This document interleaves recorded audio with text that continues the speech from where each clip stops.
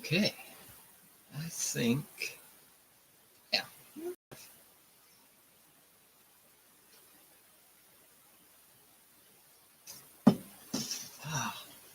Scott, how's it going? Thanks for tuning in. Ooh.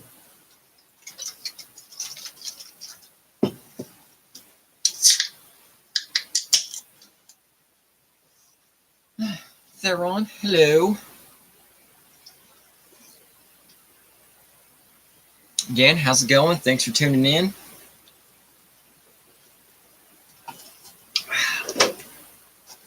Chainsaw, how's it going?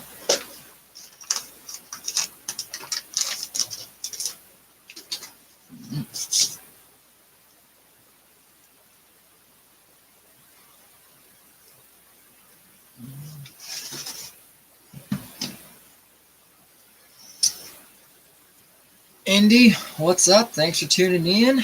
How is, what's up, Gary? How is everyone this fine evening? Okay, so front and rear.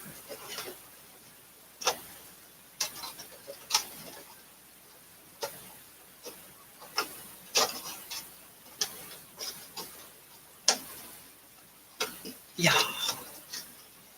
Woo. Hi, Serge. How's it going? Thanks for tuning in. Chainsaw was just checking out the Chromworks Reaper V2.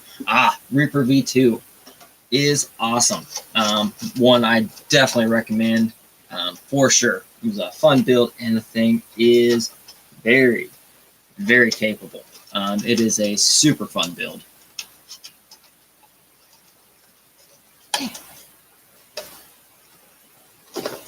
Nice, that looks good.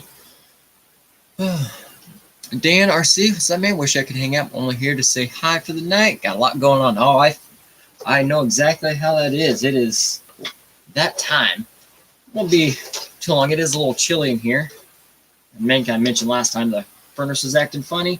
Well, the furnace officially was like, yeah, we're done. So I actually have to have an entire unit put in the house tomorrow. So that is oh so fun for sure.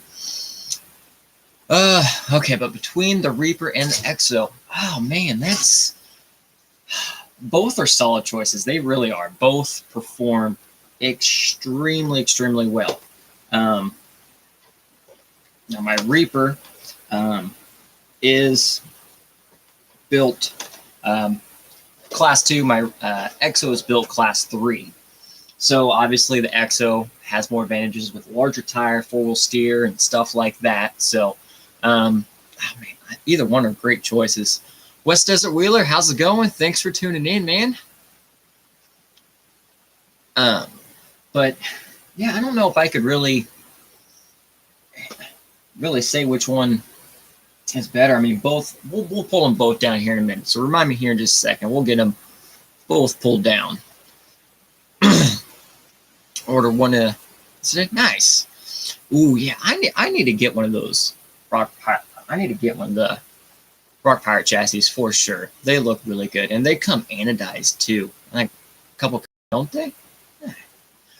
JBM, hey Tim, how's it going? Tuning in from Australia. Oh my goodness, that is one place that I would be willing to get on a plane and fly to visit. I'm scared of flying, but I would totally. I've always wanted to go there and see the sights and stuff like that. So I have an SCX 10, 1, 2, 3 in a Capra, all in stock form. Should I go LCG, Frame World, or buy a Vanquish Phoenix? Man, Phoenix is a fun build for sure. But from the looks of it, I mean, you do have between all the SCXs in the Capra. You definitely can use one of them as, trail trucks, stuff like that. But also jumping down in that LCG world, that is an addictive world right there. Between those, SCX 10-2 obviously transforms to a lot of chassis out there, and the Capra also has a ton of potential because the axles and stuff like that. So, I mean, either choice is really good to you. Phoenix is fun, though. I have my full Phoenix here. I have Phoenix axle truggy built up, and Actually, we do have another set of Phoenix axles somewhere in here. We'll probably pull those out in a minute and put those together. Keeping out for the yeah. I've been seeing the V4 teasers. It is coming along. Really interested. Really excited to see kind of what changes and how everything there looks. How everything there has came out the rest of the way. So we'll see how it turns out. Like Gary said, change, get both. I mean, that is always an option as well. That is always an option as well. So real quick here, I just had the FJ HPI body. Now also, when I bought this body months ago, I ordered the PowerShift RC light kit for it, which came with molded buckets front and rear and lights. And now since I actually got the truck all done, I can actually use the lights. Put it all together and stuff like that. Ugh. Need to really tidy up some wires for sure real quick. Just I hit that like, well, yeah, thank you very much. Sure. If you feel like it, go ahead and hit that button. I appreciate it all the way through. Honestly, at some point, yes. But both chassis are really awesome. My Reaper is my Class 2. My Reaper is my cash comp vehicle. So that is specifically what I've built for our local cash comps and stuff in our area. So it's our Class 2 cash comps. So generally, we don't necessarily have to run Sorca for them. So we can get a little crazy if we need to.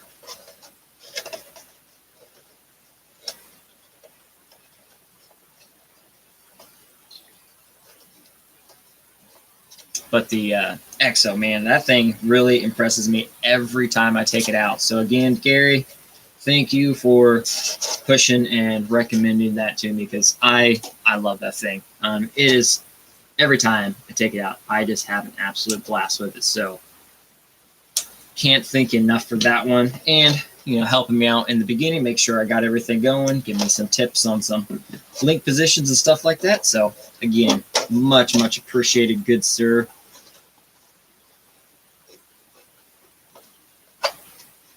So it is, like I said, no furnace. It's always a little chilly back here in the RC room, but it's even more so chilly right now. Luckily, I do have my little infrared heater going, but still, it gets a little nippy back here. But should get all that taken care of tomorrow. Get everything there installed, so should be okay. I don't like where that is.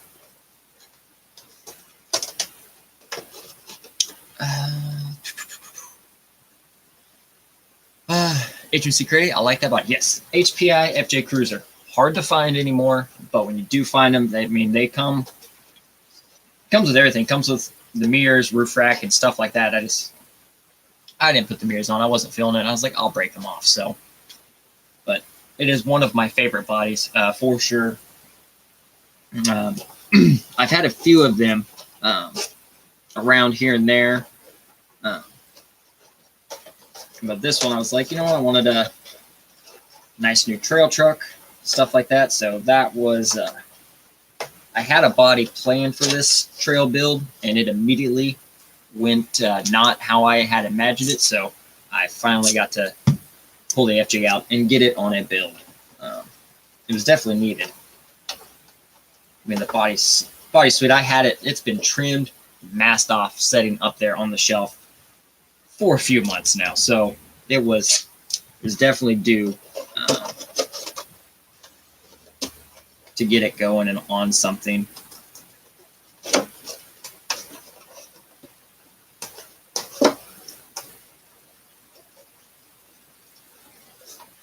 There we go. Now it's cooperating. Ooh, dang, I missed some here. I expect the GSP V4 to look exactly the same with 8-degree skid.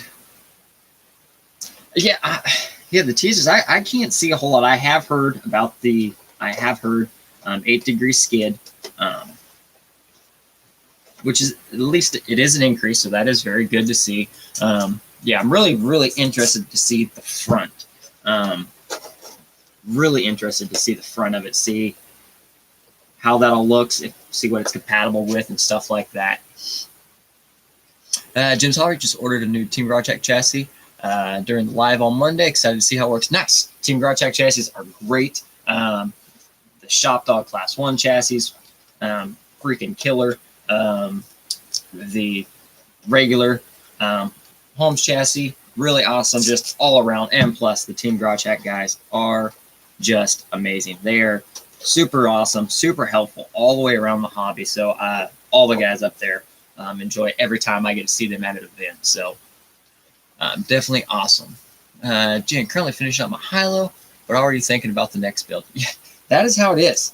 I can finish a build, do a little driving. It's already like, okay, what am I going to build next?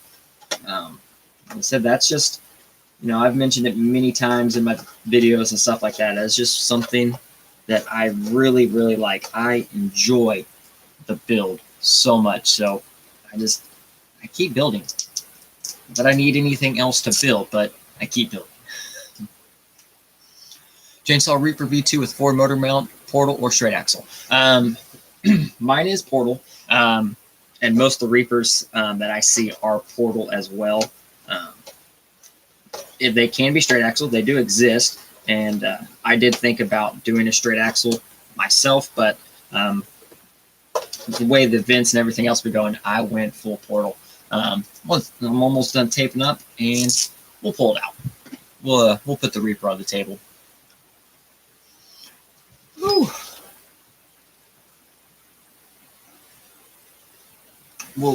Whoa. What is? Sorry. Oh, apparently everything just, there was a delay. There we go. West Desert Wheeler. Tim, how long have you been doing comp stuff in the RC world? I started driving for G-Speed in 19 or 20. My first year was 18 is when I really started, is when I went to my first event, and I went with a not comp-worthy vehicle. I had been to a comp. I had no idea what to expect. I was like, oh, this will be fun. Theron in here is the same way. I was like, oh, this will be fun. We've been doing great at our local area. The trucks are super capable, which they were, until Gates decide the path and the line. Turns out it did not go over very well at all. Came back from Carl Plaza and immediately just started searching, watching videos, hitting different Facebook groups. I was going to discover this LCG world and figure it all out. So that's what I did. Grabbed a couple different chassis and then just kind of went from there. But yeah, I'd say, it's been about that long now. Oh, that's nice. They all came in individual 4-packs. That's convenient.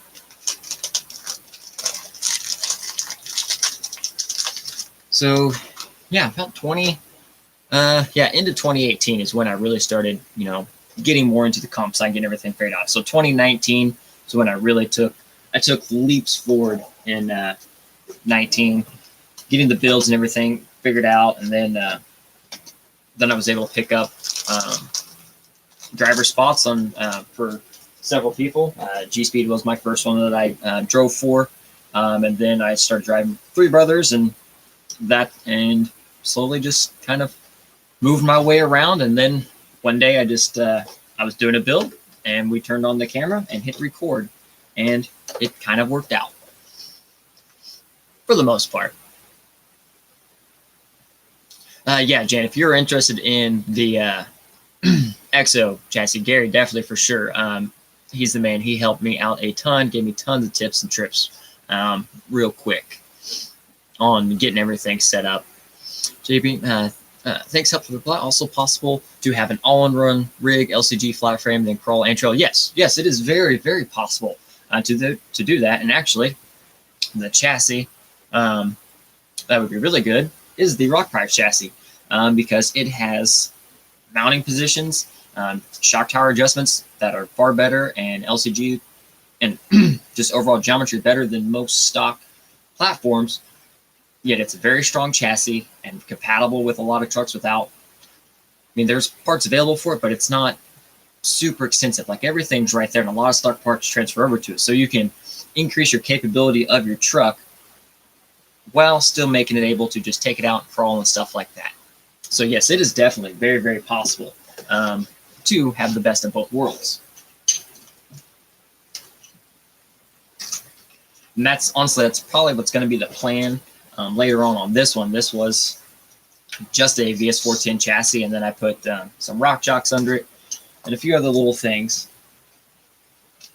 For trail truck, night truck, I am going to grab just one of the cheaper like Lexan interiors just to put in it, just to make it not so, empty on the inside.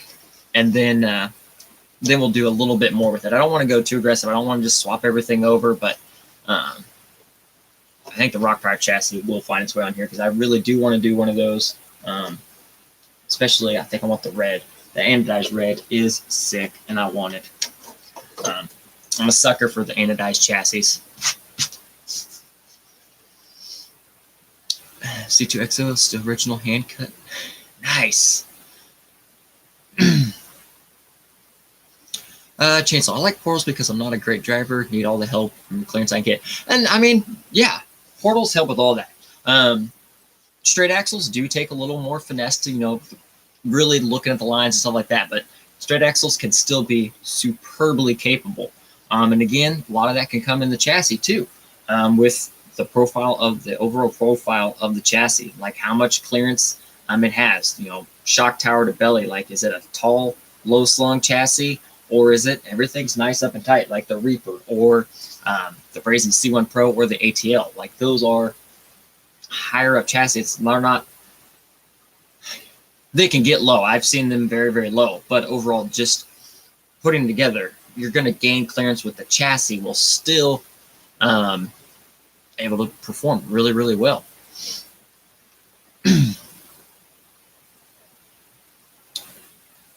Unless it's C1, then maybe portals. Yeah, C1, portals definitely in C1, I think, it truly is the way to go in C1 to make up for the small tires and stuff like that. So, yeah, definitely. I ran straight axles as long as I could, and then after Nats, I made full conversion to the dark side across the board. So, portals and everything.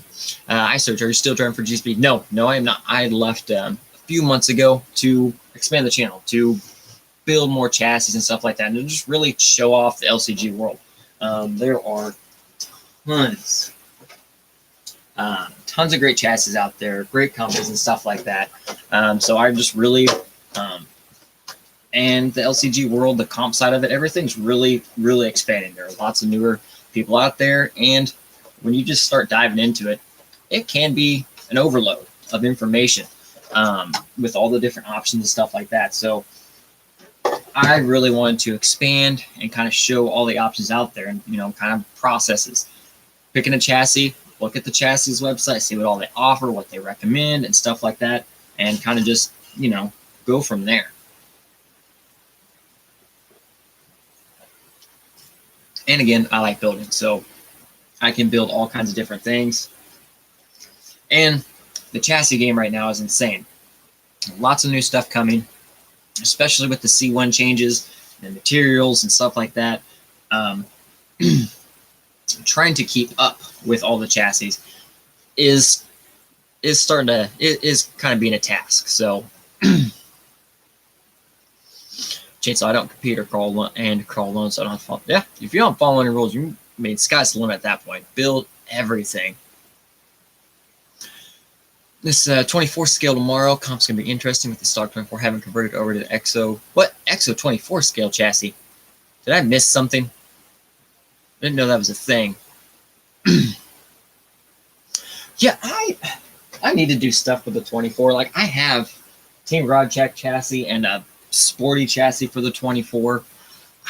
The kiddo enjoys just driving it the way it is, so I generally don't do much to it.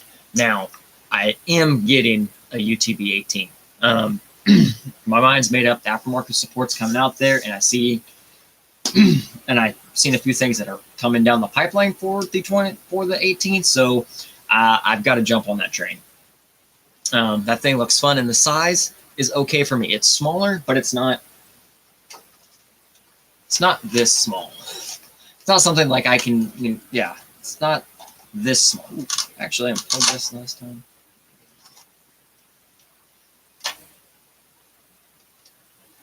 Yeah, we're good, I think.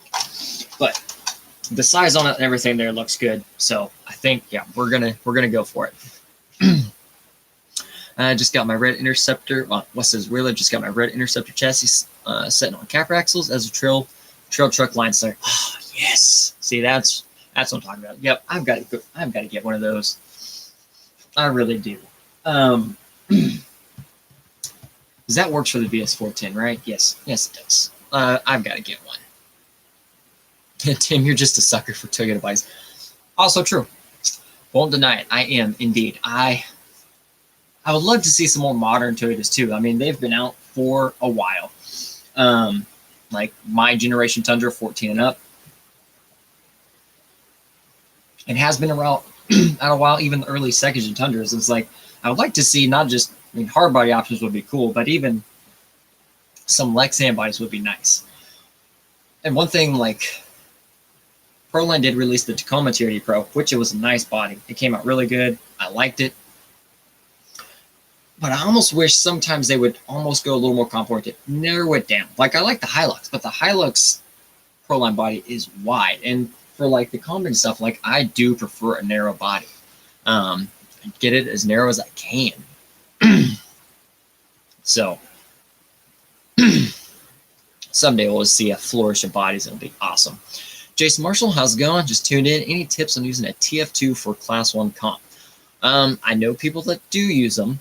I have never tried to really make a TF2 comp orientated other than maybe like Class 0. No, is it AGM or AMG Garage makes several very nice, almost must-need parts for TF2, like the bumper mounts, the shackle reverses, stuff like that. Start looking at different like leaf springs, maybe even making your own leaf springs.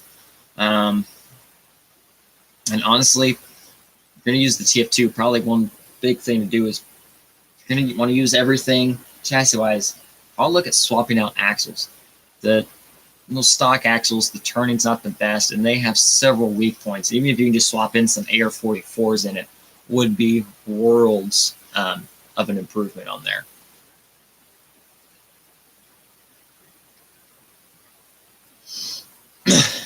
Theron, in case you forgot, you have a baby coming. Yes, I do.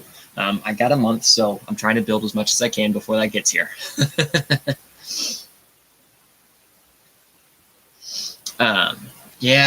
Yeah, that is going to be another thing. We will see a downward of some videos and other things going on here before too long, but I'll do my best to at least maybe just do some update videos or just do something simple.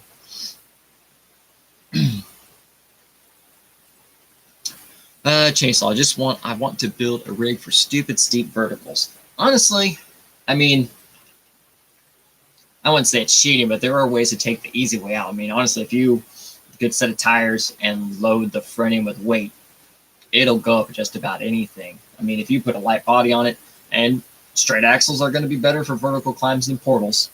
You get all that LCG as low as you can, get your nice stiffer rear foams, stiffer rear suspension setup, and a little maybe a touch overboard of weight in the front. If you wanted to just go vertical, you load the front, get you some overdrive, it will go. And that might be something maybe like a high overdrive, or honestly something that would be really good. I think that would be a best of both worlds would be a mullet build, a straight axle front and a portal rear axle build, which I am acquiring parts. I have most of everything. I just need to pick a new chassis, which I think it will be the CBE chassis. But I will be doing a new mullet build here before too long because I do enjoy those builds a lot. So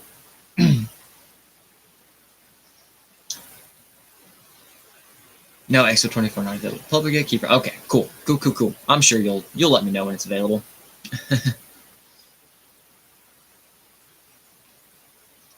But so yeah, definitely look in. Yeah, oh yeah, you did swap on. Sorry, let me catch up. You got a couple comments there. TF2 did swap the AR-44s, the aim garage stuff. Oh, I've seen people use the revolver shackles, but if I recall, and I could be wrong, but I'm pretty sure a lot of people dislike those shackles a lot. I could be totally wrong. I could be thinking of another shackle. But honestly, what you've got, swapping the AR-44s, the A&M garage stuff, I mean, that is a killer start for that. So if you're using a TF2, I mean, so you already got the skid clearance and everything else like that. Weight position as much as you can. Try to get, is it the TF2? You can clock that motor. I know Builder's Guild did one with his C2X of clocking the motor, and I know there are steps on how to do it on the TF2 pages. Clocking the motor and actually get it down, still in the front, but get it down more rather than being up nice and tall.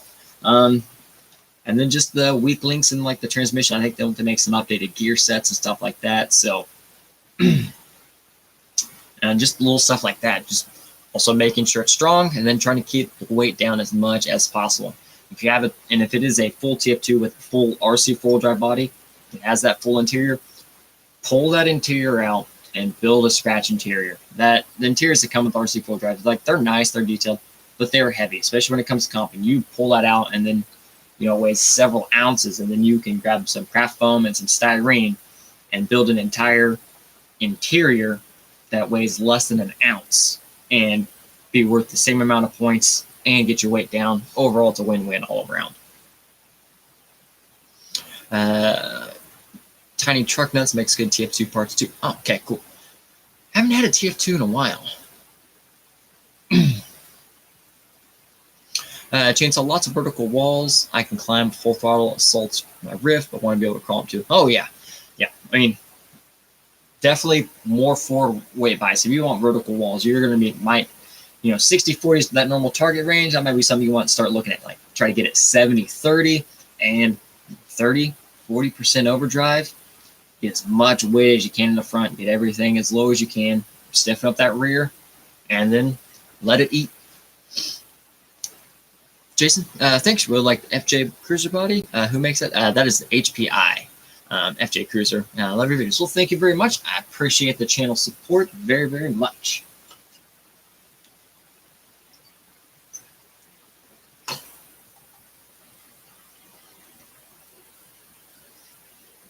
But back to some requests earlier. So yes, here's my Reaper.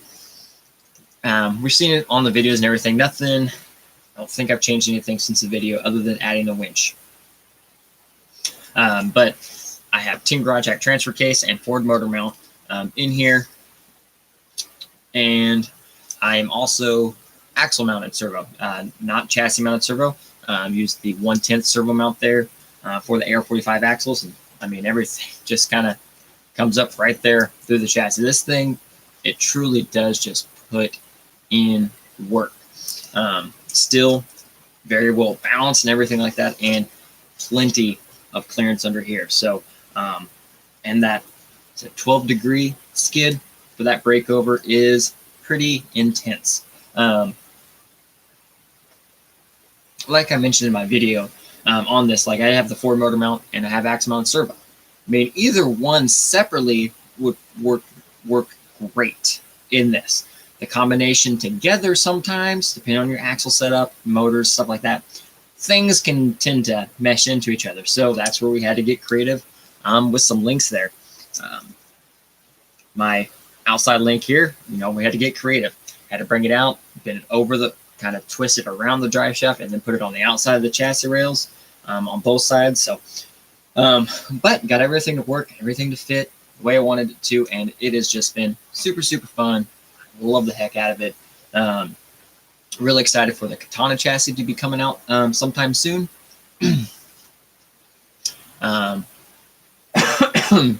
Because that is, we probably will be changing up the Class 1 completely once the Katana setup drops, because I think that's what we will be pushing Class 1 to. That's kind of how I've been kind of rocking it with different, trying to keep, like, I like all the different chassis, and I could easily build all the classes with each specific chassis, but kind of want to spread it out, build up a different ones, change some stuff up, and go from there. Oh, Jan, thank you very much. Much appreciated for the donation. Fish crawler skid. It did have a fish crawler skid. But after I installed the yellow jacket, we went out to go drive it this last weekend. And it was cold. It was very, very cold. I honestly probably shouldn't have went crawling. It was wet. It was cold. I think it was like 30 degrees. It may have been under 30 degrees. I had my gloves on. I had my controller. And I wasn't paying attention. And my glove and controller got stuck and just sent it. In a lot of my videos, you see I use that big rock in the front of our area, which is a nice 5-6 foot tall rock, and it's just empty all the way around. You can approach the front and the side, but the whole back side of it is empty. And I got throttle happy, and it sent it, and it landed right on a link and broke the skid. So I have got that swapped out. Theron with that skid that you printed for me, the angled one, actually worked until I can get another fish crawler one, but it worked just fine. So I got that fixed already. So take it back out this weekend. It was warm where I was. Yes, yeah. Well, you were inside. I would hope it would be warm if you were inside. But yeah, I love gold. Yes, I like the gold too, and it gets people because the first thing everyone's like, it's like, is that all brass? No, it's not. The knuckles are brass. That is the only thing brass on the axles are the knuckles. The rest of it, it's all anodized gold. But I like, it gets people a lot because they're like, that's all brass. Nope, it's just anodized gold. I think I've only seen one other set of the anodized gold Bittabon axles. I got lucky and picked them up from a local guy over in Missouri. That was parting with them. But other than that, I haven't seen these. And like that was the first time I ever seen the anodized gold, and he had them, so I snagged them. But then since then, I think only seen one set. I've even on the online eBay store and stuff like that, I still haven't seen them. They do make a ton of colors, so that is actually pretty cool.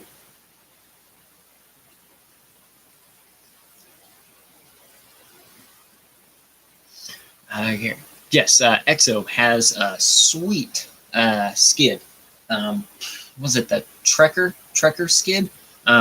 Super awesome, and it can adapt to lots of things. Theron, you tried it. It does fit the deluxe transmission too, doesn't it? I think it's the lines are the right width, so it's able to fit lots of things. Team Garage Hack patterns, regular SCX10 patterns, the new transmission, the deluxe transmission. So it is able to adapt a lot of transmission. So that is super, super awesome. I do still plan to order a couple more of those just to have, because those were really, really, really nice. Yeah, I wanted to go full EXO, but they all sold out crazy fast. Yes, the EXO stuff goes very, very quick.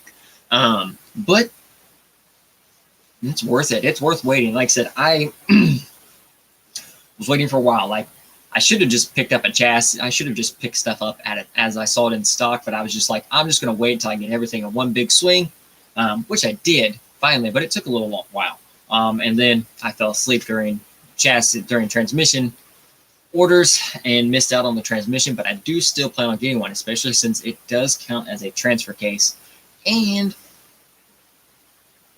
the gentleman on the EXO page that made the 3D printed cover for that transmission, those look pretty sweet. I think I definitely need to get one of those because they look really, really good. Don't ask me the names of the parts. I don't remember them all. There you go. Yeah, the Alpinus transmission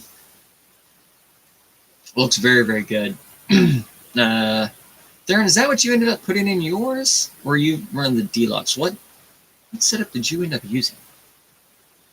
You ended up using the EXO, the Alpinist transmission.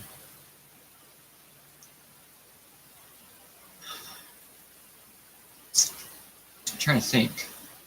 But yes, I need to EXO. Yes, I need to get one of those. I need to get one of those for the EXO, and then I do want to pick up. I did just do some work in the Class 1. I just swapped out the VFD for Team Garage Hack transfer case for motor mount, but I will be changing up again here soon as well, because I am thinking about getting some other stuff or trying something different. So we'll see how everything comes along.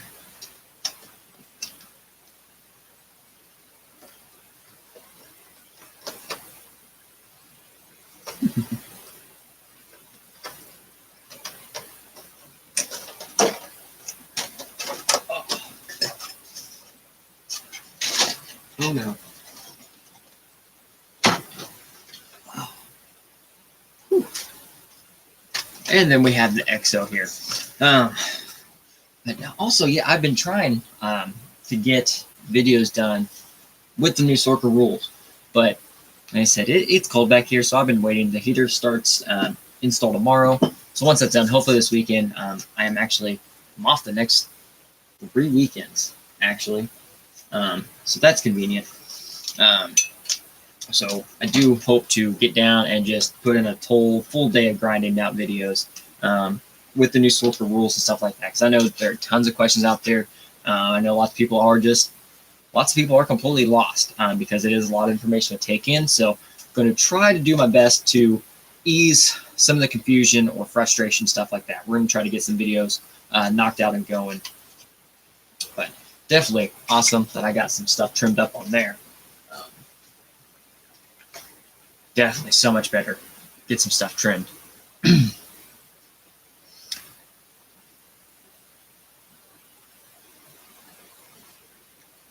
I like the color, Gary. I'm not gonna lie.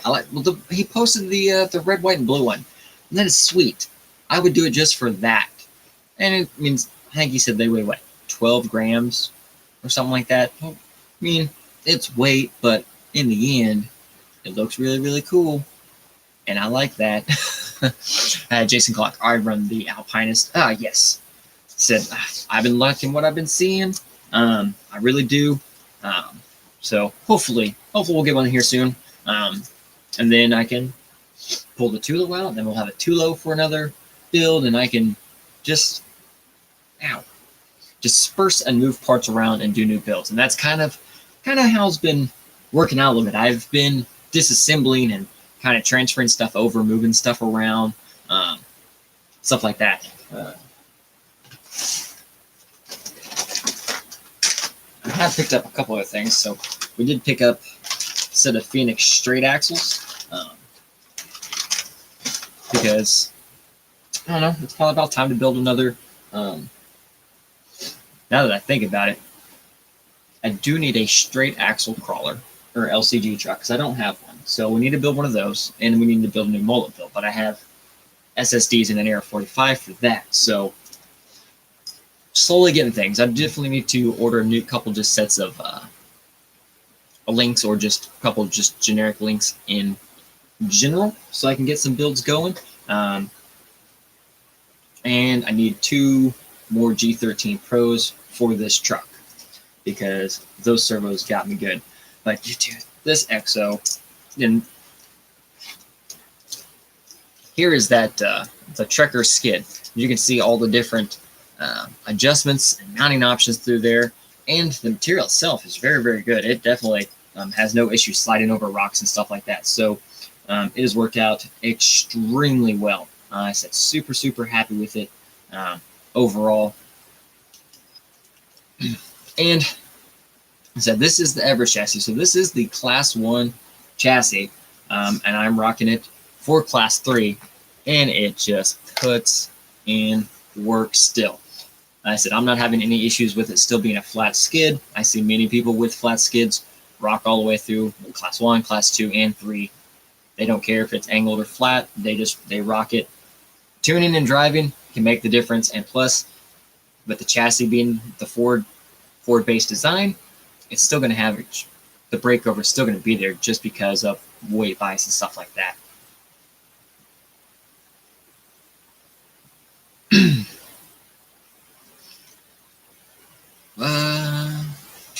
Prototype transmission. Oh, nice. Oh, he said he wasn't doing any more multicolored, so it's too much. Yes, I'm sure that is a pain for sure. I said some of the machines, I think the more crazy ones can have multiple reels, and they can kind of rock that stuff through there. But it's not something we all just kind of have chilling there. So the G13 Pros are incredible. Just put one in my C2. Yes, they are. They've been in my C1 and C3 for a while now, and they are awesome. They are so fast. Love them. And I mean, biggest thing on those is price for power and speed. It is unmatched. It truly is. For its price point, its power and its speed, it is unmatched as it sets right now. I mean, I know few people were concerned, like, oh, it's only up to 5S. Like, first of all, I know people that do run 6S and crawlers. That's excessive. 4S, 3S is honestly plenty in most situations. 4S, you're able to get a little more out of stuff, and the controllability with 4S, you can notice a difference on the controlling and the smoothness with the 3S and 4S. Stuff like that. My 4S batteries do last longer. So, but I don't think 6S is truly necessary for a servo, unless it's X Max or something like that. Then obviously, yes, you need a big power, or the SCX6. But again, those are fifth scale servos. Those are in their own world, in my opinion. So, love the Trekker skid. Yes, that thing is awesome. All right. Surge. I have to get 2 more for my C3. Yeah, definitely. I actually have a list of stuff I need to order. Everything's just kind of happening. I mean, heater goes, Christmas, baby next month. Everything's just kind of all at one time. I got a C1 Everest and the C2 L Captain. Yes, yeah, you've been super happy. With those swaps, for sure, and they look good. Oh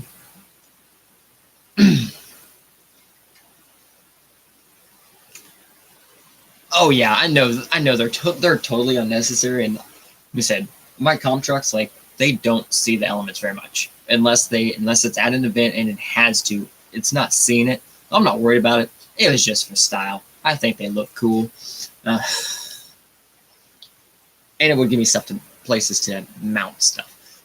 You know what would be nice is a bracket that comes off this side of that chassis to mount electronics to, or off the transmission, where it's already carbon, it's already got bolts and stuff there. If there was even aluminum, just something there, or if someone even 3D prints, like, you don't need the whole cover, but if you just had a little bit of that cover where you could mount to the side of it. Because I do my best now. I'm really trying not to run any sliders. I'm trying, other than C1, I'm trying not to run anything here. I want it as narrow as possible so I can squeeze in places, or I can crunch my body in when I put it up against a rock and I hit the trigger. Something's giving and I'm getting through. Raymond, how's it going? Thanks for tuning in. Gear 3S is all I run. Yeah, I mean, I still run 3S in lots of, actually, just about everything's 3S except for the C3 is 4S all the time. Just with the dual servos and everything else, I want as much power as possible for both the servos. And my Class 2, I am bumping it up to constant 4S as well. Again, just to get the most out of everything I can. So definitely, like I said, this thing is just awesome. And the colors. Justin, one of our local guys, he picked up the orange Everest, and it looks sweet. Like, I debated between the colors a lot. Like, I thought about the purple chassis because I have purple wheels. So I was like, man, is that too much purple? And then I was looking at the orange and the green. I was like, green and orange. Or green and purple. We got to do it. It just looks really, really good. So.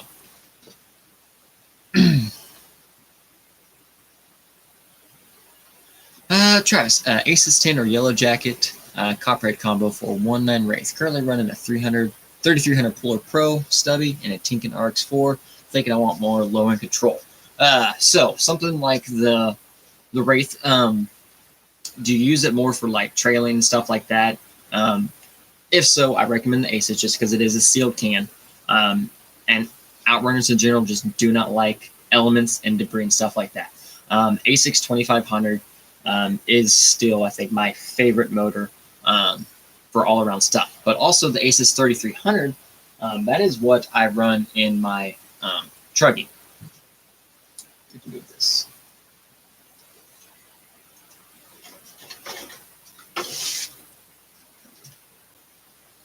I have the ASICS 3300 in here, and I have tons of low speed control. I am also geared very, very low. I think, well, this is the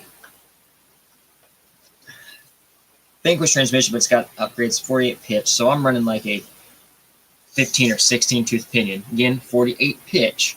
But the low end control with Aces motor is even still really good. But if you are worried that 3300 is still too high, definitely recommend the Aces 2500 for sure. Now, Copperhead,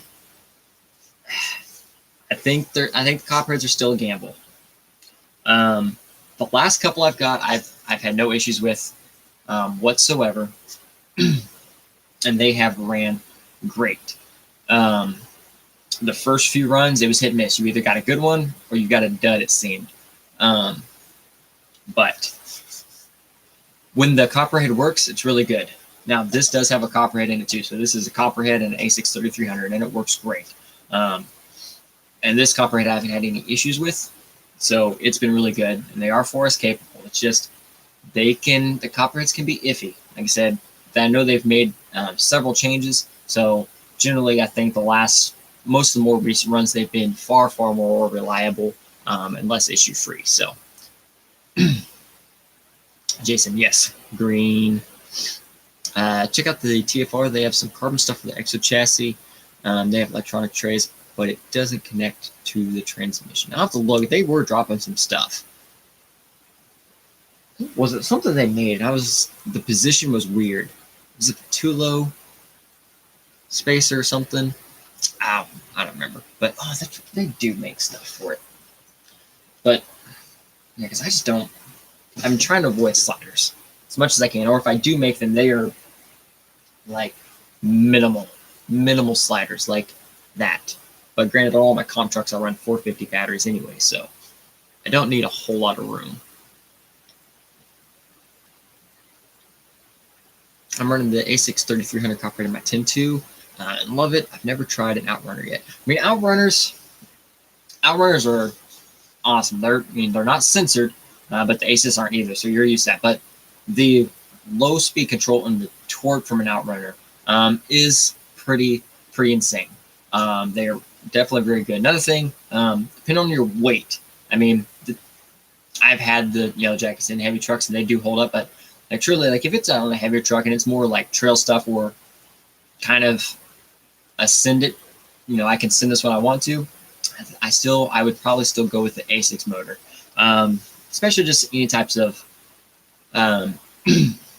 elements and stuff like that. But the Yellow Jacket would still move it for sure. The new 2100 kV is super smooth, and I'm digging it a lot. Another thing also, if the Wraith isn't super heavy, there is always my Mambo Micro X's out there too as another option. Skeeter, are the Yellow Jackets forest capable? The 2100 kV Yellow Jacket is forest capable. The 2500 kV is 3S. And then like ASICS motors, the 1600 kV is 6S, the 2500 is 4S, and the 3300 is 3S. So, yeah, scary. I know. I like my three brothers. They work great. they've always worked for me. I don't have many issues, and I love the control. But soon should be getting the Silent Assassin any time now, so I can get in the Class 2 and get it just quiet. Because at that point, once I get a Silent Assassin in the Class 2, all 3 trucks are quiet. Because with the Fear Tech in the Class 1, I already have a Silent Assassin in the Class 2, or in the Class 3, and then one more in the Class 2, everything will be dead silent. And the Silent Assassin with an Outrunner, just, it's nice to see the Outrunner spinning, doing things, and no sound whatsoever coming out. William, can an SCX 10.3 skid fit an SCX 10.2 frame? No, I do not believe so. I've only actually had one true, just standard SCX 10.3, but I do not believe the bolt pattern is the same. Someone else might have to confirm, but I do not believe so. Now, they do make adapters for the transmissions to fit. Might not be that. Are you looking? It's the plan. Are you trying to take the 10.3 transmission basically and put it in a 10.2, or vice versa? But as far as actual just true fitment, I don't have a 100% answer. I have a lot of 10.3 AR45 axles. I have tons of those. Only 10.3s I've actually had. The base camp, which it has a different thing anyway, and then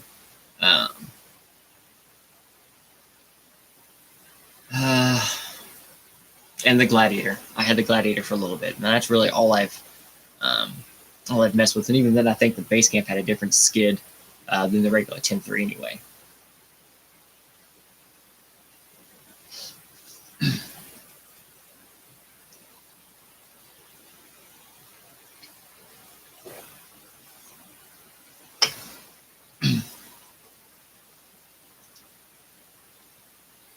I want to put 2-speed with dig in a 1.9 Wraith. Ooh, gotcha.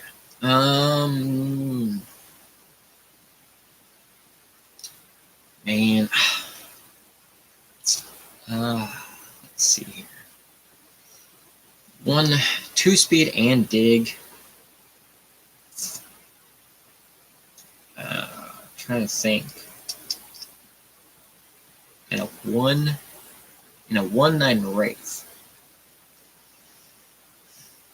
The best bet would be looking to see if there is.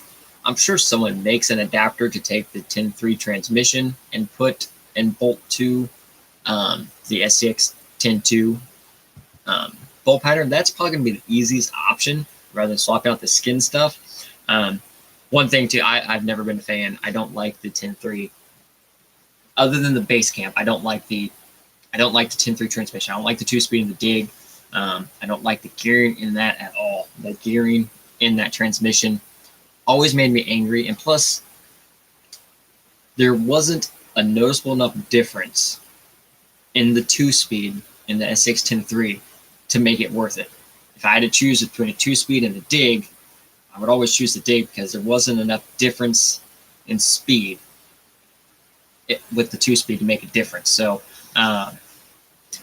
honestly, I think the better option would be looking at a like a good old-fashioned SCX 3-gear and adding a Vanquish dig unit to it. Or if you want strength, grab a Vanquish 3-gear transmission and get the Hertz dig for it, which is what's in this guy right here.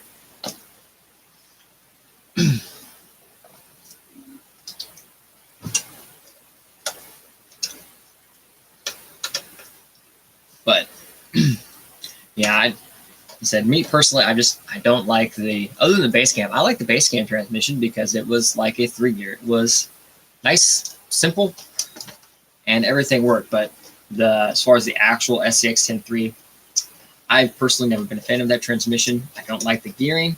I don't like the 2-speed because, again,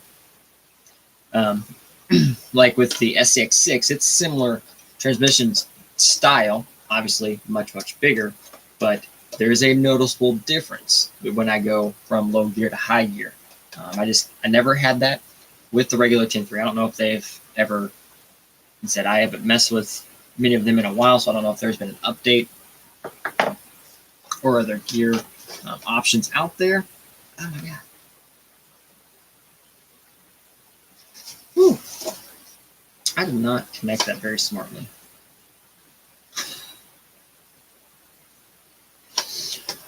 Ooh. There's still a battery in here. That's not good. Oh well. Ooh. That would rub it on something too. This is why we check our stuff every once in a while. But yeah. Who was asking? I might be able to see what. No, it's like a 15 tooth painting. That's what I'm running in there. But yeah, I would do good old fashioned 3-gear transmission. And then add a dig unit to that. I think that would just be the better choice. Yeah,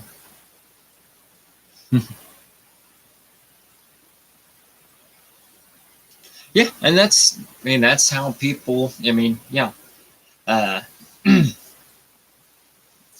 I said, everyone has a preference in electronics, motors, tires, wheels, chassis. Everyone has their preferred preferences and stuff like that.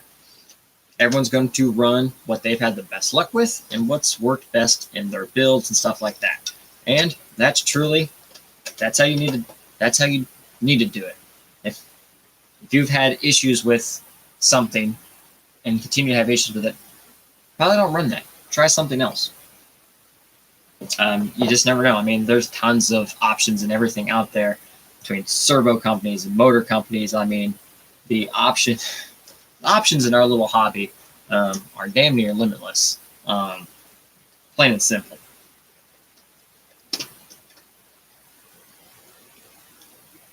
Just tons of options out there.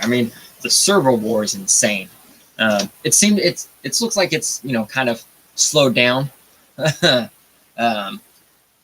For sure. Like, we're not racing to like 8S or 12S steering servos, which is good. But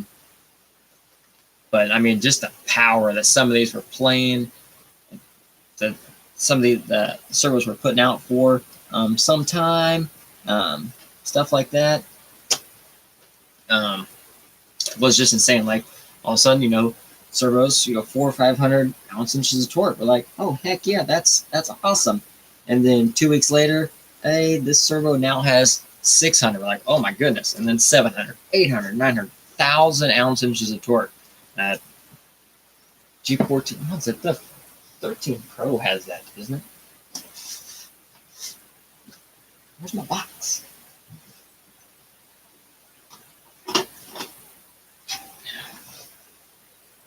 Yeah, even the G13 Pro, 1,000 ounce-inches on 5S. That is insane. Just the overall power that these put down nowadays is nuts. Plain and simple. I can't pull my class 2 down.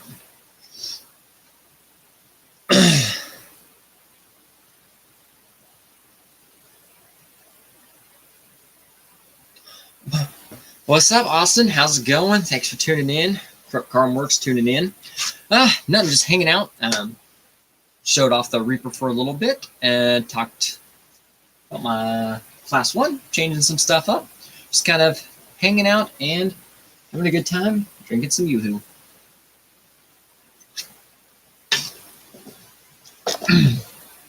Oh, if they're still watching, I know someone was asking about the Reaper and had questions. Carmworks has been putting videos together. Very awesome videos as far as the chassis, talking, seeing what goes together. And like I mentioned in the Reaper build video, the website has awesome breakdown. Probably one of the best breakdowns that I have seen as far as talking you through it, picking out stuff for your chassis, what the difference is between axle mounted and chassis mounted, transfer cases, and what all works with what. So if you do have questions, you're also watching. He said on the Carmworks page, it's got all the stuff there. If you had any questions, you ready to run that you? No, I don't. It's a Thursday. I can't go crazy. It is almost bedtime though. Um, it's funny. We were talking the other day, and then the kid had been going through our games, and he was like, "Dad, I think we should do an all-nighter, like pull an all-nighter gaming session." I was like, which I was proud. Like that got me good. I was like, I'm proud. Like I'm real proud of you right now. But buddy, I'm not gonna make it another 30 minutes before I fall asleep. I don't think I could pull an all-nighter anymore. I think the other night I was staying up late and I passed out in the middle of the lobby. Like before the next match loaded, I was just like out. Woke up a few hours later. Was like, oh goodness. Turned off the PS5 and shut everything down and put my blanket on. I was like, oh, I'm just out cold on the couch. Kirk Cromworks, thanks for the kind words. Just trying to help out everyone. And that is an awesome, amazing part of the hobby, for sure. Just like I mentioned earlier, like this side of the hobby is going wild. Between all the chassis, dropping, and each one kind of bringing their own element or something special about their chassis, an advantage with the chassis, the compatibility with the chassis, and then with our 75-page rectangle book coming out, that expands the options. I know a lot of people are reading the rules, and I've said it before and I'll say it again. A lot of people are reading the rules and seeing it as like, oh my goodness, it's so restricted, and there's so many, nothing's legal. It's not. You need to learn how to read. You're not reading them right. It's not restricted. They're not taking anything away. If anything, I truly, truly think they opened up everything. Like they specifically gave you an area and said, just if it fits here, we don't care what everything else. As long as it legit fits in these 3 sections, it's done. You're legal. So that's why you can get crazy. You can get bonkers, and you can make ugly trucks that shouldn't exist, but they do. And before, it would have taken work, but I could have pulled this off in Class 1 prior. But it's easier to pull it off now. I don't have to worry about covering. I don't have to worry about the extra 0.5 millimeter on one side to cover my tires. It's all there. I can get a little more crazy. Mentioned last week, I still plan on getting a whole nother setup like this and narrowing it like my Class 3 body because I can. Because it's all there. I can get it exactly to the inside width of the wheels, the track width. I can get the bumper even narrower.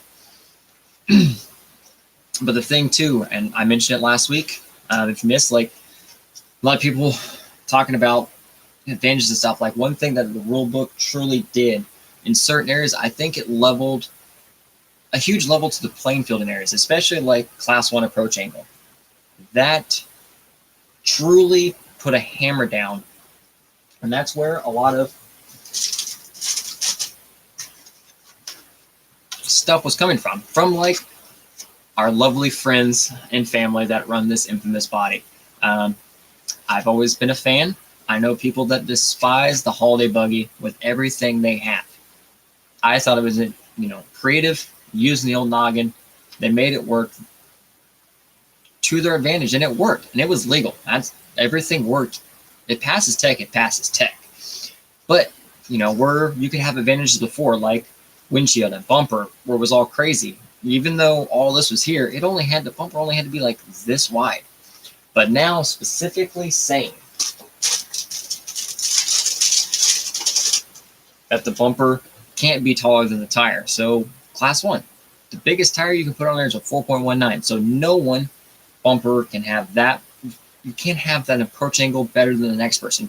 Obviously, different bumper material and your bumper shape can make that difference. But generally speaking, your approach angle, you're not going to be able to get a huge one-up over everybody, or for that matter, because we're all going to have the same rule set to follow, the same advantage now. Kirk Crumworks, yes, sir, you know it. Well, thank you very much. But yeah, said I'm excited for it.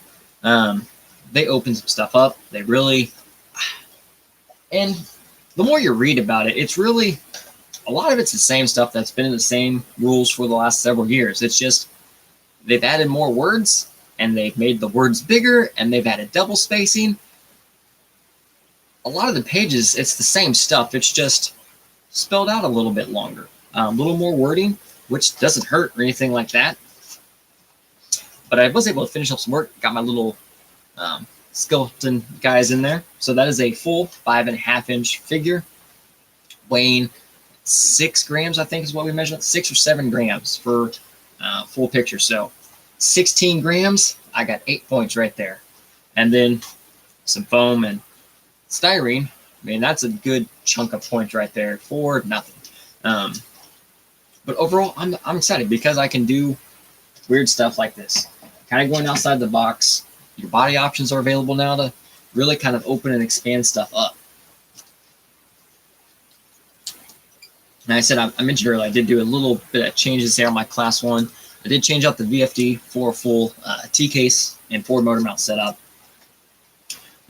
Just wanted to try something different, and also I had an extra set in here, so I was like, you know what, we're gonna change them, change them up a little bit. So take it out this weekend. We are going to looks this weekend.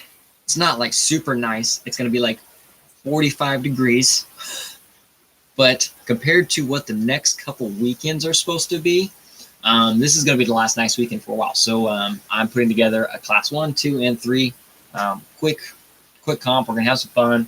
I think I got some medals or trophies laying around still, so we'll get that stuff done so we can have some fun, or if we want to turn into a cash comp, we will. But definitely want to get out this weekend and get runs done with each of these trucks with the changes that they've been going through. Plus, it would be nice to put all of them through gates since I've made changes. None of them have seen gates all the way yet, so definitely needed to get some gate practice in because it's going, I said, it's not going to be like beautiful 45 degrees, which is stellar compared to the last few weekends.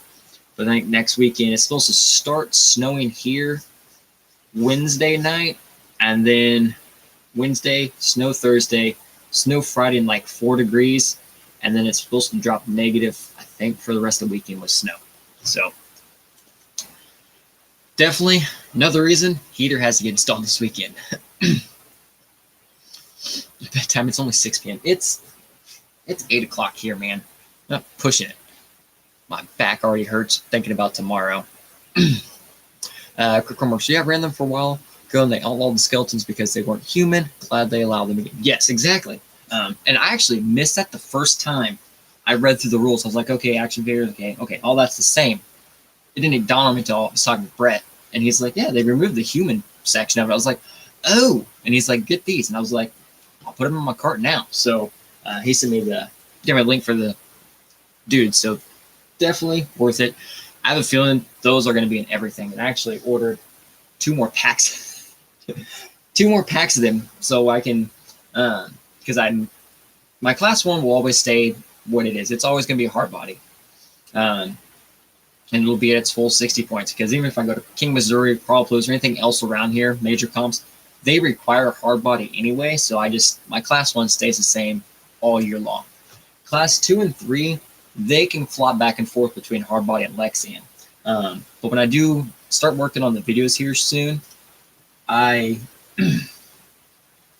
want to work on doing a 50-point Lexian, like show a video on 50-point Lexian and then a 50-point hard body. Obviously, it's nothing. It's nothing to get 50 points with a hard body. You can throw a few things at it and like, oh, cool, hard body. I'm at 50 points. Not a big deal. Lexian, it's possible. Gary runs 50-point Lexian bodies, or over 50 points on those Lexian bodies. It's there. It's easy. It can be done. Might take a little bit of work. Might be a little more work depending on the skill level, but I think it'd be cool to kind of show that. So like, hey, it's possible, which is the plan for that. That is barely legal. I think I'm going to actually have to take a heat gun and heat the door. I'm going to blow the door out like 2 millimeters. But it's legal. We're good. It's a rectangle. It's not going to snow. Dude, have you seen the stuff that everyone else around us is getting?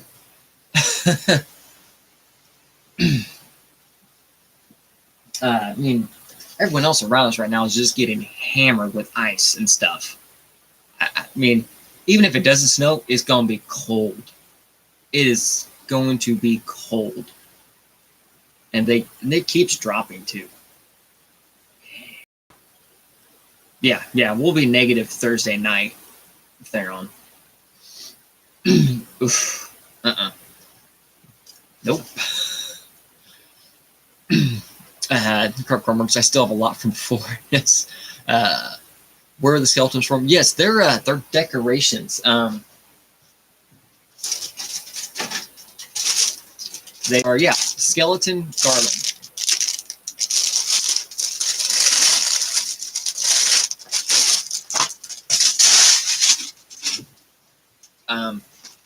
And yeah, so I measured. They're almost 6 inches tall, I think, actually. No, they are exactly 5.5 inches tall. The legs do move and the head moves, but what I do, I take my lighter and I heat the knees and I heat the elbows and I squish them together, shove them in there, and let them expand. But it works. That's exactly why I bought more. I stocked up because I ordered the first set and it was the last set that they had in stock. But I had them in my wish list and it notified me, hey, they're in stock again. So I ordered a couple more because they're only like $5 on Amazon. But I ordered extra specifically because I think once everyone starts seeing that's what we're using, what a lot of people are using, it's, you know how it is. It's legal and it's probably the best option for that figure as far as weight and size and everything. It's a great option. So it's going to get popular and they're going to be out of stock very, very soon. You know, that's how it is. It's we're going to get just the cold and no snow, and that's what pisses me off. Like, I do not mind snow whatsoever. I mean, I'm good. I have plenty of fun in the snow. Ice Rav's all-wheel drive, so I'm not worried about her in the snow anymore. Plus, she actually knows how to drive, so I don't have to worry about her. She drove a manual car for years, so she knows how to drive in the snow very, very well. But the RAV4, it's almost easy mode. Like, between all of its buttons, I don't think, honestly, that RAV4, the snow, handles better than my truck. Now, when it comes to 12 plus and, lots of snow, yes, my truck takes over. But when it's like light snow or ice, that RAV4 puts down, man. That thing handles so well. I mean, between, like I said, all of its different modes and just the safety features that thing has is ridiculous. I know a lot of people don't like the tech part, but I do because it is job security for me. And that's what I enjoy. I don't mind. It's stressful even for me that the cars are getting as complicated as they are, but it's job security for me. There is a supreme lack of new people coming into the technician field. And of that percentage that are coming into the field, cut that in a third of people that actually can be successful and have the drive or the will to be successful and push themselves. So, I mean, the numbers are small. No one's coming into the field. No one's coming to replace me anytime soon. And independent shops and stuff like that, mom and pop shops, I mean, I understand it is kind of sad to see, but they can't touch a lot of the stuff. One, the scan tools and stuff are ridiculous. There are special tools that only dealers can get access to work on a lot of these systems. So, job security for me. I'll take it. Current rules, I'm at a 55 point Lexan. Yeah, Gary's been running 50 point out Lexans like nobody's business. Yeah. It's going to be like 27 where I'm going tomorrow, but compared to the negative degrees, I'll take it. Man, where are you going that you're 27 degrees tomorrow? You're way out there and it's going to be that cold. Well, Vincent, it was iced over all over his stuff. So you said, oh, it'll be like 65 degrees in an hour. Don't worry about it. I searched the Halloween industry, won't know what hit. That is true. Some person making these skeletons that they're like, oh, Halloween's done. It's all good. We don't have to worry about it anymore. They're going to get hit out of nowhere and be like, what happened? Why am I selling Halloween decorations in force in the middle of winter time? We'll just blame it on Wednesday. And by the way, if you haven't watched that show on Wednesday on Netflix, it was really, really good. I enjoyed it. If you haven't spent any time whatsoever on TikTok or Instagram, you know all the songs for sure. But C-dubs, I love driving the snow. Got to turn all the traction control and everything off, though. Yes. Yeah. Depends on where I'm at. Like,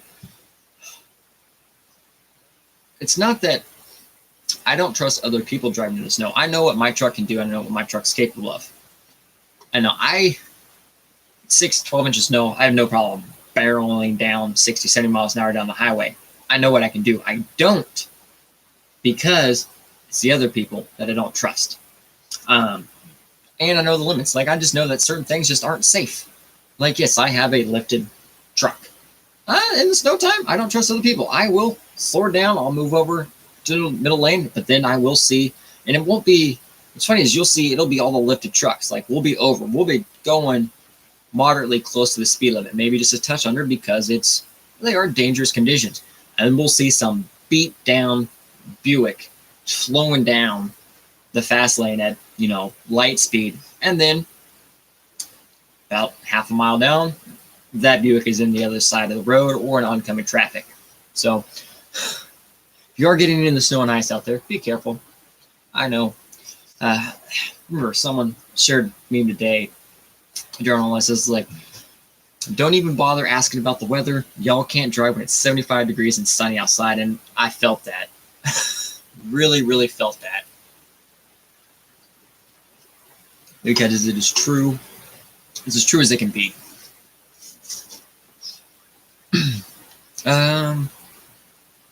Let's see, Dubs, where do you find out all the points to see how many any of our trucks are at? As far as for scale points, so on Facebook, there is the Sorka Facebook page, and they have the rules and diagrams pinned up at the top. It's a OneDrive, Google OneDrive file, and you can download that to your phone through the app, and that way you always kind of have it there. In the back of it, they have rules and scale points and stuff like that, and then you can kind of go through and work on scale points, see what stuff's worth and whatnot, and see what you have, and then go from there. And we will be doing those here soon. I just said, got a lot going on, and it is a busy time of the year, so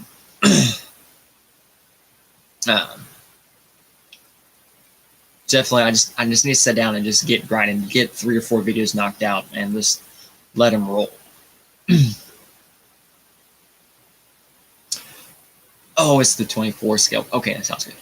Indoor, part outdoors. We have 04 Trailblazer, 404, so we're good. And so, yeah, I mean, those mid-sized SUVs were good. I despise Trailblazers, though, because I don't know if you've ever had to do an engine on that Trailblazer where some GM engineer decided to shove an axle shaft, front CV axle shaft, through the oil pan.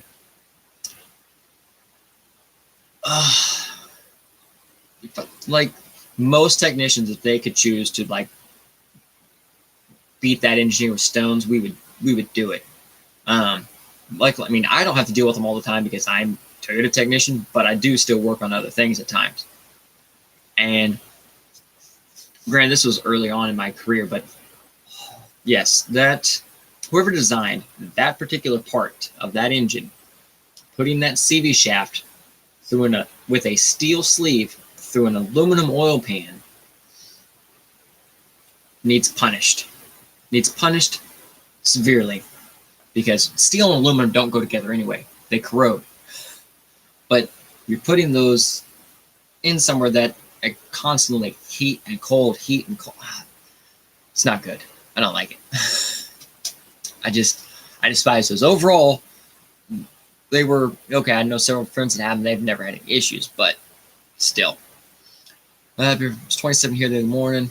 Living the dead. Oh, okay. Then it gets cold. Gotcha. They said there's only 3 packs left in stock now. Well, when this live stream's over, there will be no skeletons left in stock, I'm sure. Oh, crap, this one. I searched, dude, did the 2019 Highlander come with factory remote start? But playing around with my wife's truck, can't seem to get it. It depends. Some of them did, some of them didn't, depending on their audio head unit upgrade. So there should be a couple options. It doesn't matter, it wouldn't matter if it was smart key or regular key, but how it normally works with the key fob is you hit lock, what is it? Lock. Okay.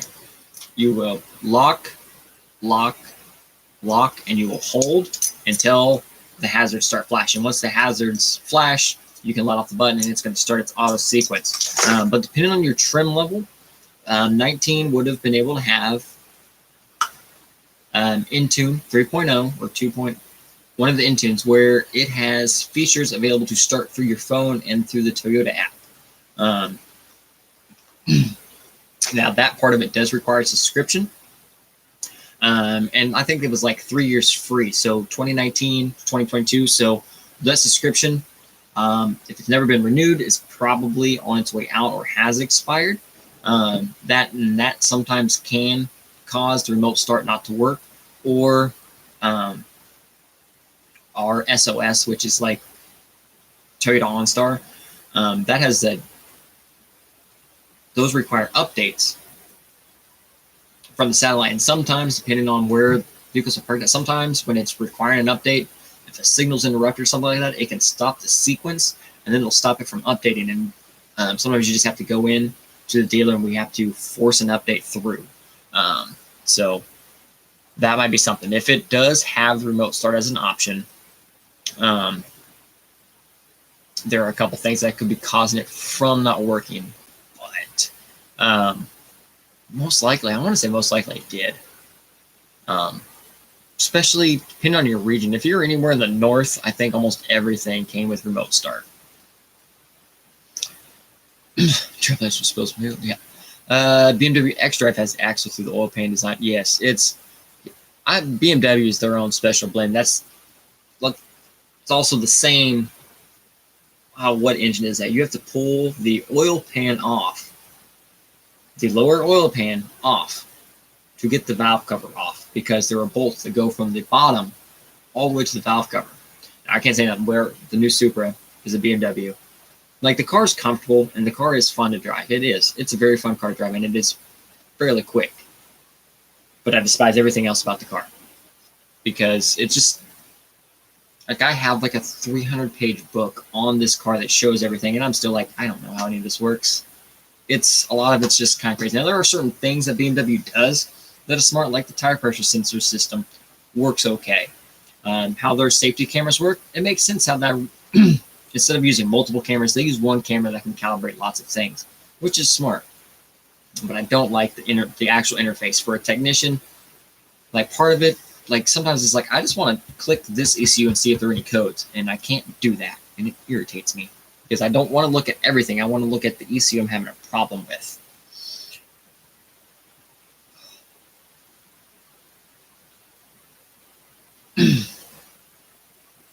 Pretty sure AMC all drives were one of the first ones. Oh yeah, that was, man, that just wasn't, like, no matter what it is, like, that's just not a smart thinking. Like, maybe if it was just a hole and it went through and it would just bolt, it doesn't have a metal sleeve that slides into it, that would be one thing. Olaf, hello from Hawaii. Oh, thank you. Thanks for tuning in. I'm from all the way over there. Man, I have quite a bit in tonight from Australia tuned in, Hawaii. I like it. Oh.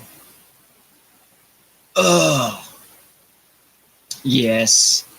Dang, Gary, that's bad. Yeah, the labor on a lot of stuff is what gets stuff nowadays. It's stuff like that. That labor can add up super crazy. I mean, I did so mad I couldn't get that supercharger done today. Well, like, it's done, it starts, and I can move it around, but I'm not giving it the beans because I don't have any tune loaded on it. I don't like how that calibration works. Was not a fan on that. I don't know why I have to activate a tuner and then use that tuner to get a code and then get that code to then activate and get a calibration file. Like, why would you not activate? You know I need the tuner to plug in and get a code to get the calibration. Without a calibration file, I can't do anything anyway. Why would you not activate the tuner license when the box is picked up, sold, and shipped? Like, I understand not activating it on the shelf, but when it's sold and it's getting shipped, why would you not activate the tuner right then and then go? Like, just irritated. Just slow me down, because instead of getting the customer or nicely supercharged Tacoma, they have to wait another 24 to 48 hours. I don't know, whenever I get my email. Should be activated in the morning, so then I can get a code, and then I can get the calibration to properly tune the supercharger. Ivan, how's it going? Thanks for tuning in. Could have prepared myself, but I don't have the time right now. I needed it back ASAP. Oh, yeah, I totally get how that goes. Yeah, I know plenty of people that are, that have no problem and have the skill to do a lot of stuff at the time, but anymore, honestly, finding time to do stuff.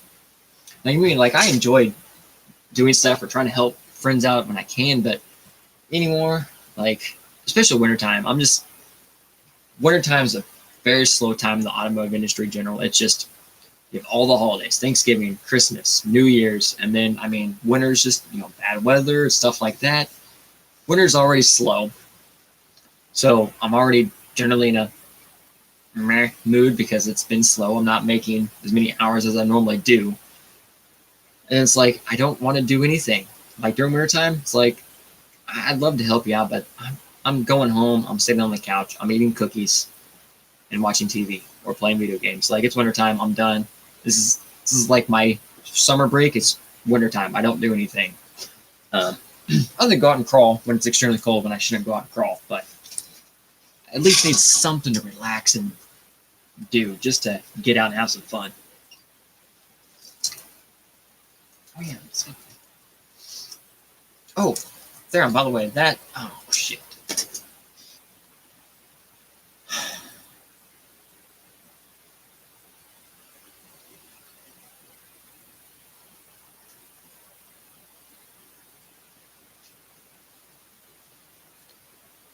Damn fucking spammers.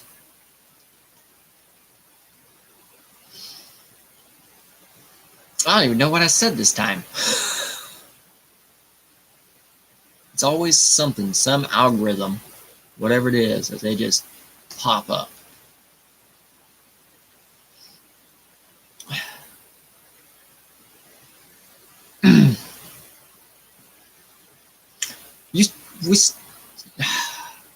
It's cold. It's cold there. We still need that replaced, man. I feel bad now. Then, oh shit. I'd squeeze you in at the end of the day one of these days. Just come up to work and yeah, you just have to come in towards the end of the day. I'll have to squeeze you and just get it replaced for you.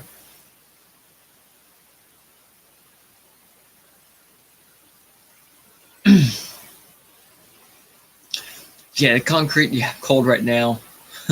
Be some hours later around, freezing cold.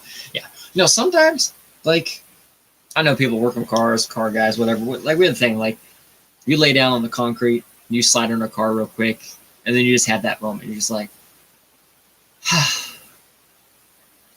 comfortable. And it's just peaceful. And you just sit there and you can take a nap. Tim Sam, yeah. Took me a minute. I got it. I don't know what it was. Must have been automotive talk. It could have, might have been. I don't know. Whatever. Maybe it's a time thing. I don't know. Weird. There's creepy spot. Yeah, that, the spam bots are real. If I did that, you knew it would be hot. Man, it is. It is. I don't know. It is going to be. We'll figure it out. I don't think I'm doing any. I don't know. I'll message you. I mean, it's cold enough outside. Like, we could and drive it up there and leave it outside for like 5 minutes and it'll cool all the way down and you can pull it inside. I can just brake clean it off, or I put my heat sleeves on, I guess.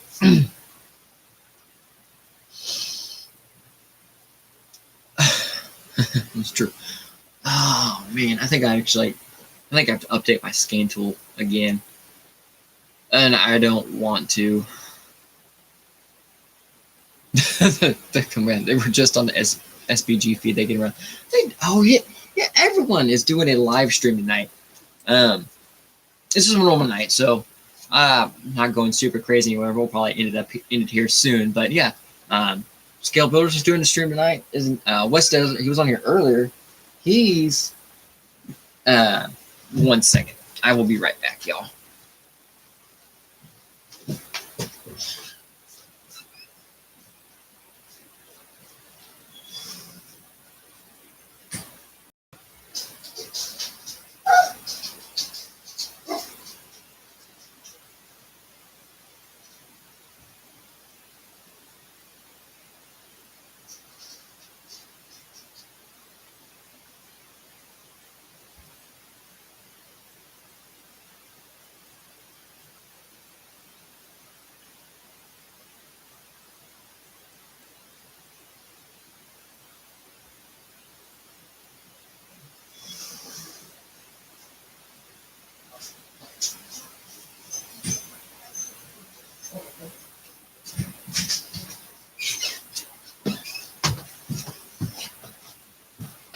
All right, we're back.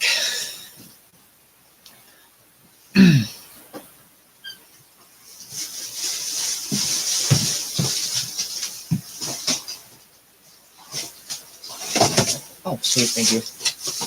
I forgot all about those. Yeah, I know. I knew you were going to.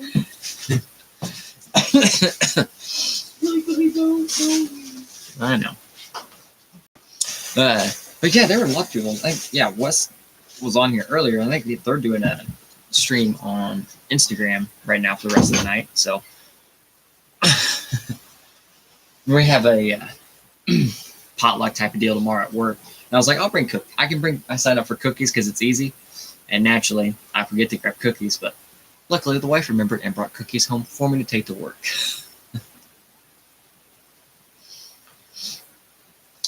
Wait for springtime and get the Snap-on BOGO update promo. I don't have the Snap-on. Well, our shop wants the Snap-on. I have an Altel one for my personal one. It was a better deal at the time. It was one of their higher-end ones, and it had the built-in TPMS scanner and everything else on it. And it came with 2 years subscription. So that was really nice. And then anytime I update the subscription, it updates, it renews the warranty for the scan tool. So if I have a problem, I update the unit or whatever, I have warranty again for the unit and can get everything fixed. So that was a bonus for me.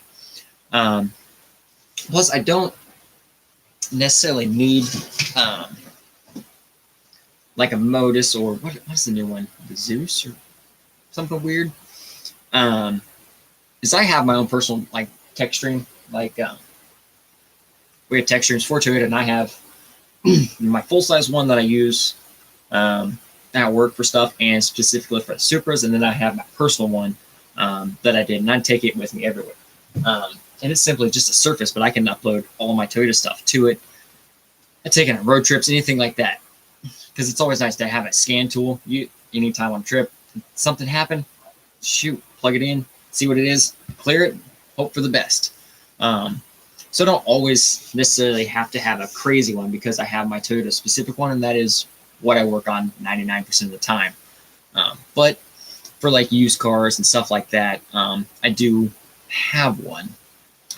But man, updates have gone through the roof the last couple of years.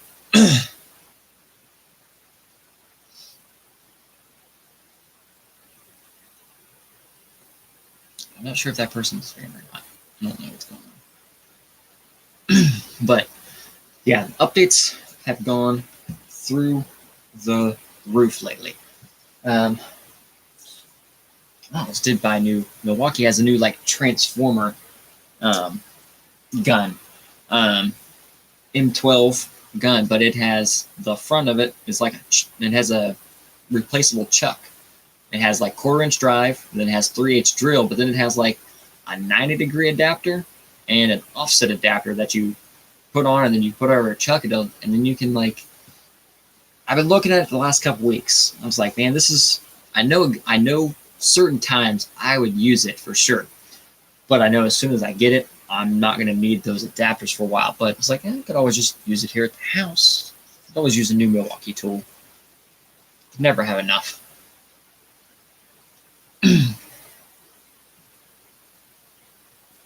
I've done collecting dirt in the snow, laying in the dirt, but still my 20s now know that, yeah, that's another thing. I mean, yeah, it was no thing.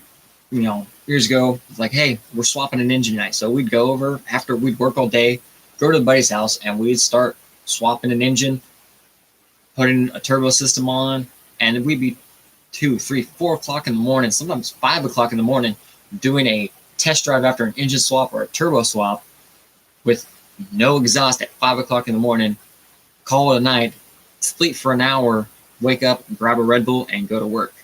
I had no problem doing it. If I did that now, I would die. I don't know how long it would take me to recover. I'd have to take like 3 or 4 days off to recover. Everything was tired. Now late 30s, no time. And yeah, exactly, dude. That's no joke. Like naps, I was like, man, why you nap during the day? Like there's stuff to do. Now I'm like, man, a nap would hit the spot right now. Like, oh man, naps are overrated. I wish I would have taken more naps as a kid. Like as soon as nap time should have stayed. It shouldn't have just been a kindergarten thing. It should just stay all the same.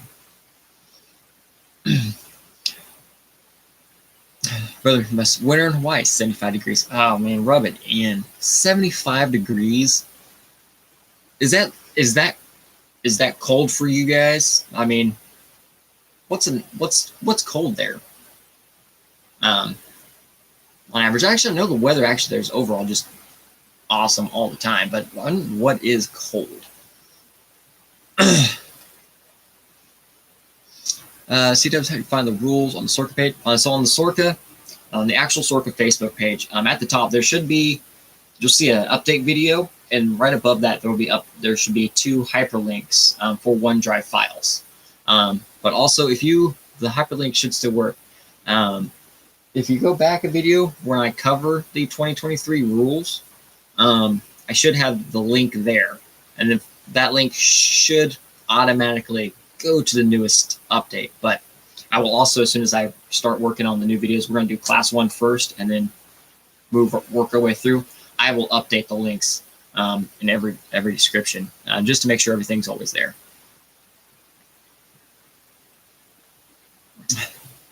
Or say, man, work all day and then start work till midnight, 2 a.m. Yeah, and now, no, you can't do it anymore. I just can't do it no more. Like every once in a while, it would take a lot of Red Bull or Starbucks to even just make it that long. I mean, and not to mention, the next day would just hurt the whole next day. Now I need a nap after work before going to bed. It's true. 60 is cold. 60 is cold for us. See, I'd still be in shorts and tank top.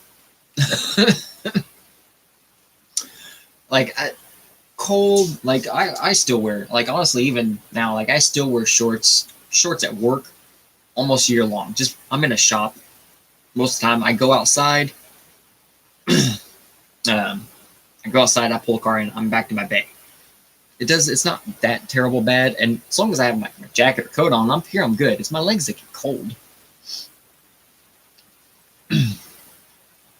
Dumb guy. Waiting to hear back from Blue Origin in Florida. Maybe I'll get lucky and have to relocate from Minnesota. Ooh, Minnesota to Florida.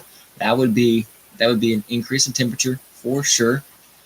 What happened to RC Talk? Yeah, we went down a rabbit hole. We just kind of spursed off. This is Binge Talk Live. Doesn't mean I have to talk about stuff on the bench. We just talk and use it as an excuse to mess around for an hour and a half. We were just in Puerto Rico, which is about the same as Hawaii. I live in Minnesota. Showed about 5 inches of snow, and it's still snowing. See, we haven't had a big snow here in quite a while. Like, we've had snow, but we haven't had, like, okay. I'm just saying, we haven't had a huge snow in a while. My wife hates snow. She hates the cold. She hates winter. It's not above 85 degrees. She's cold. But I'm just saying, we haven't had a big snow in several years. So I think it's about time. I think we're definitely overdue for it. Damn, it's your fault. Alaska got hit. Yes, I just saw that. Was that 5 feet of snow in like 12 hours or something? Or was that somewhere else? It was ridiculous. So I saw someone on the Tundra page. They posted a picture of their camper next to their Tundra. And they were both covered. The Tundra was completely covered, and his camper was almost covered. Now, obviously, part of that was probably snowdrift, but still, like, that would just go out there and hit the button, and you just see a little yellow through like 2 feet of snow. Just remote start it and let's let it melt, but then your truck's going to turn into an ice cube. But anyways, I think we're going to go ahead and call it a night. We're just kind of got home. I'm going to go snack and then play some video games and catch up on some TV. So, as always, thanks everyone for tuning in, hanging out. Much appreciated. Hope everyone had a good time hanging out. To be coming, I said I just need to sit down and get some videos knocked out. So, hopefully this weekend I can find some time, get that stuff knocked out, and go from there. And we will try to do a live stream next week. I'll post up for sure if we get one going. So, until next time, everyone, have a great one. Crawl on. All right, have a good night, everyone. Thanks for tuning in.